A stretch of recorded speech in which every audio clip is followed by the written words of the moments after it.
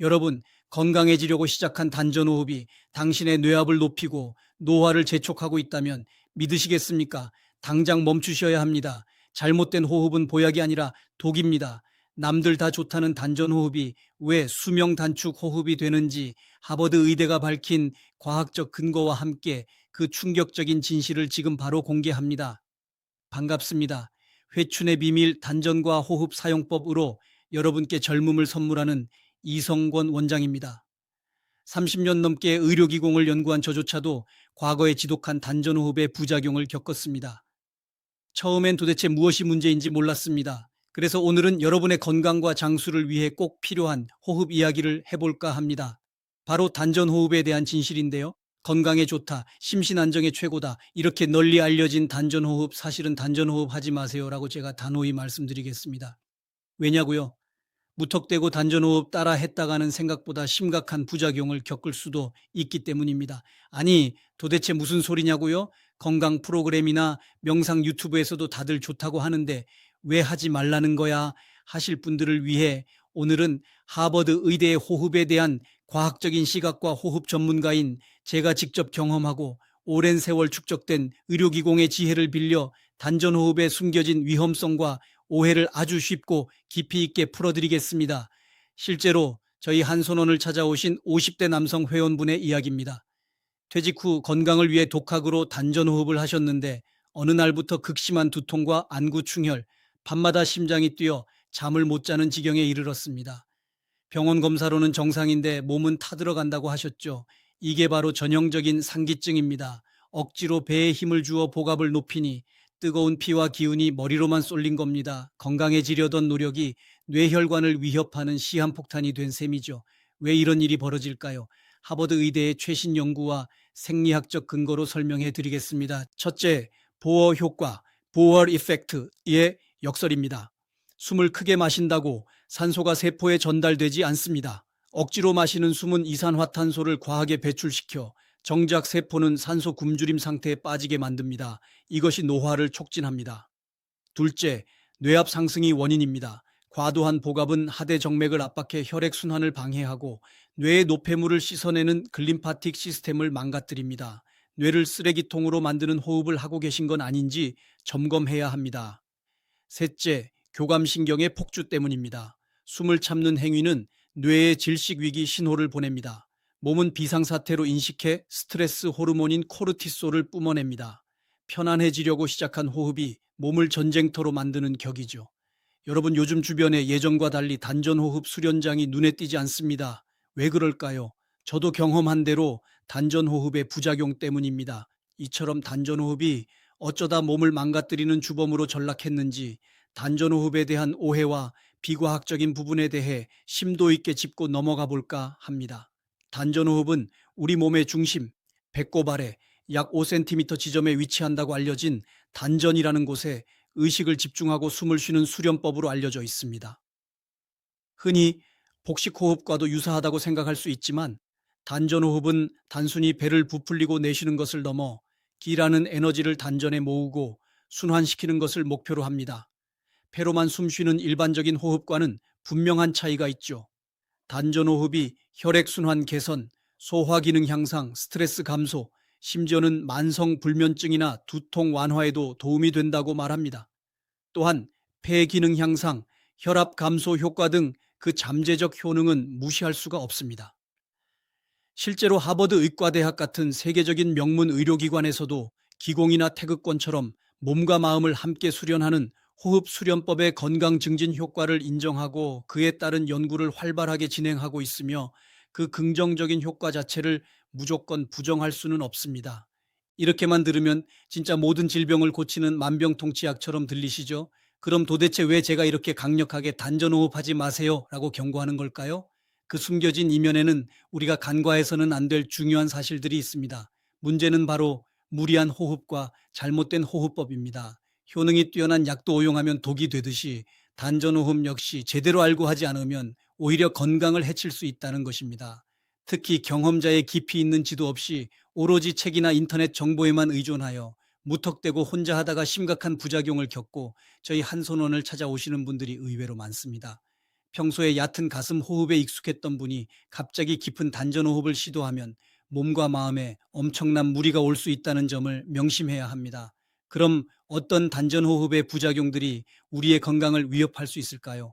그 종류와 심각성은 생각보다 다양하고 충격적입니다. 가장 흔하게 나타나는 일반적인 부작용으로는 두통, 극심한 불안감, 답답한 가슴 통증, 소화불량, 불면증, 우울증 등이 있습니다. 그리고 더 심각한 것은 잘못된 호흡이 노화를 앞당긴다는 것입니다.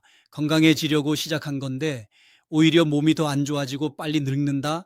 이렇게 건강을 위한 노력이 오히려 부작용으로 되돌아오는 아이러니한 상황이 발생할 수 있습니다.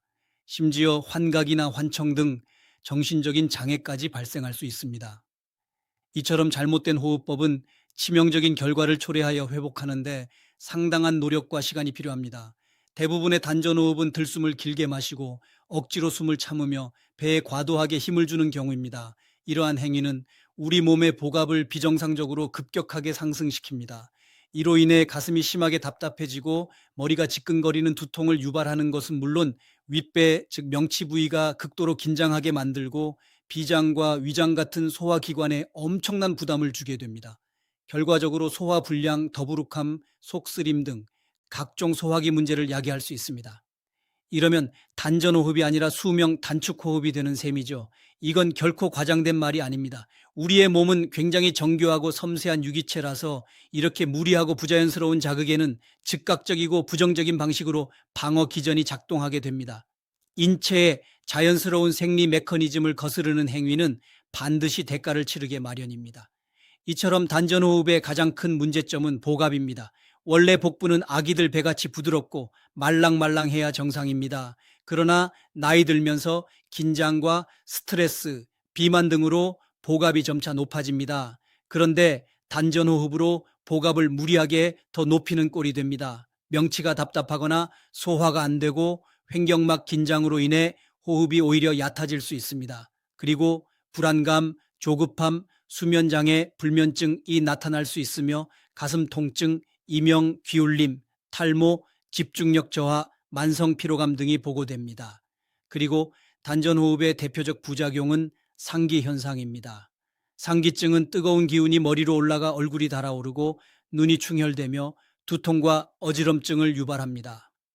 상기증은 기본적으로 수련 자체가 잘못된 경우도 많지만 처음부터 복압이 높은 몸 상태로 무리하게 호흡을 하다가 상기증에 시달리는 경우가 많습니다. 상기증은 복압을 떨어뜨려 주는 것이 관건입니다. 복부의 압력이 높으면 복대동맥을 타고 혈액이 하지 쪽으로 충분히 내려갈 수가 없으며 전신의 원활한 혈액순환을 방해하게 됩니다. 이때 아랫배와 손발이 냉해집니다. 또한 상복부의 긴장은 횡격막의 긴장으로 이어져 들숨에 횡격막이 충분히 내려가지 못하고 긴장되어 호흡이 얕아져 혈액 내 산소 포화도가 급격히 떨어지게 됩니다. 복압이 높으면 중심정맥갑의 상승으로 뇌의 정맥혈이 정체되는 현상을 초래합니다. 이것은 뇌압을 상승시키는 요인이 되어 뇌 혈류 순환 장애를 일으키게 됩니다. 즉 뇌로 충분한 혈액이 공급되지 않아 머리가 멍하게 되고 교감신경이 항진되어 스트레스 호르몬이 과다하게 분비되고 두통 및 치매의 원인이 되기도 합니다. 복압을 부드럽게 안정시키려면 횡격막과 복근 등의 호흡근을 이완해야 합니다. 단전호흡은 내쉬는 날숨보다 들이쉬는 들숨에 지나치게 치중하여 들숨을 과도하게 늘리거나 숨을 억지로 참는 지식으로 아랫배에 과도하게 힘을 주어 호흡근을 긴장시키게 됩니다. 호흡근은 자연호흡을 할 때 이완됩니다. 가장 이상적인 자연호흡은 갓 태어난 아기들이 잠잘 때 하는 숨쉬기입니다. 그것을 의료기공에서는 태식 또는 태식 호흡이라 합니다. 갓난아기는 코로 숨을 쉬고 있지만 엄마 뱃속에서 하던 습성대로 배꼽으로 숨을 쉬는 태식 호흡을 합니다. 하지만 성장해 가면서 긴장과 질병, 나쁜 생활 습관 등으로 배꼽 호흡에서 들숨 위주의 가슴 호흡으로 점차 바뀌게 됩니다. 태식 호흡을 통해 왜곡된 호흡을 바로잡고 원래대로 호흡을 회복해야 합니다. 그래야 젊고 건강한 장수 호흡이 될 수 있습니다.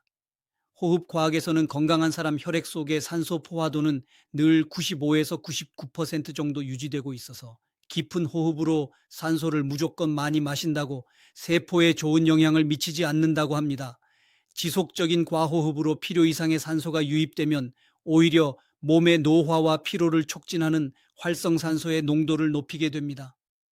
인체는 과도한 산소 상태를 정상으로 오인하게 되어 산소가 조금만 부족해도 숨뇌를 재촉하여 산소를 빨리 들어오도록 가쁜 숨을 몰아쉬는 부작용을 일으키게 됩니다. 그리고 배를 억지로 부풀려 앞으로 내밀거나 뒤로 당기거나 억지로 숨을 참게 되면 정신적, 신체적인 많은 문제를 일으킬 수 있습니다. 이러한 호흡 습관이 몸에 배게 되면 본래의 자연 호흡 기능은 상실되고 왜곡된 호흡 습관을 갖게 됩니다. 잘못된 호흡을 회복하고 호흡을 재활하기 위해서는 태식 호흡을 통해 먼저 자연 호흡으로 숨의 패턴을 바로잡는 것입니다. 적정량의 산소를 효율적으로 사용하는 자연 호흡이 몸에 배도록 일정 시간 규칙적인 호흡 훈련이 필요합니다. 자연 호흡은 아기들이 하는 날숨이 길고 휴식기가 있는 태식 호흡이 가장 이상적이며 부작용이 없는 건강 호흡법입니다. 호흡도 다른 신체 기능과 마찬가지로 규칙적으로 훈련을 해야 기능이 향상됩니다. 인체의 각 기관과 조직은 사용하지 않으면 퇴화하고 운동하지 않으면 무기력해집니다. 호흡도 마찬가지로 숨쉬기 훈련을 하지 않으면 호흡력이 약해져 호흡 곤란증을 겪게 됩니다. 사람은 결국 호흡 장애로 죽습니다. 건강 수명을 늘리시길 원하면 건강한 호흡을 만들어야 합니다. 그러기 위해서는 태식 수련을 통해 하루 두세 차례 의식적인 호흡 훈련이 필요합니다. 호흡 훈련은 절대 무리해서는 안 됩니다. 태식 호흡은 아기들의 배꼽 호흡으로서 무리 없이 훈련할 수 있으며 자연스럽게 일상 호흡에 스며들어 점차 통합됩니다. 태식 호흡에 있어서 배꼽은 지금은 특별한 생리적 기능은 갖고 있지 않지만 태아 시절 한때는 모체로부터 탯줄로 산소와 영양분을 공급받아 심장이니 다른 기관들로 보내기 위해 거쳐가는 중요한 생명의 관문이었습니다. 의료기공에서는 배꼽을 완전히 퇴화하고 기능을 상실한 기관으로 보지 않고 우주 에너지와 소통하는 하단전의 창이라 부릅니다. 특히 태식 호흡에서 배꼽은 호흡을 통해 들어오는 빛의 관문이라 말합니다. 우주의 중심에 앉아 배꼽이 빛의 탯줄로 연결되었다고 상상합니다. 입으로 혹은 코로 가늘고 길게 후 하고 3번 내뱉어 몸을 비웁니다. 5초 정도 숨을 내쉰 뒤 아주 잠깐 멈추는 휴식기를 갖습니다. 휴식기가 지나면 몸이 알아서 숨을 마십니다. 이때 우주의 빛이 배꼽으로 들어온다고 관조합니다. 하루에 15분 정도 하되 5분씩 나눠서 3차례 하는 것이 효과적입니다. 단전호흡의 부작용은 건강에 치명적입니다. 이제 무리한 호흡은 다 잊으십시오. 태어날 때 가지고 온 그 평온한 태식 호흡으로 돌아가야 합니다. 젊고 건강한 호흡을 되찾아 건강 수명을 누리시길 저희 한손원이 끝까지 응원하겠습니다. 오늘 내용이 도움되셨다면 구독과 좋아요는 여러분의 건강 수명을 지키는 큰 힘이 됩니다. 감사합니다.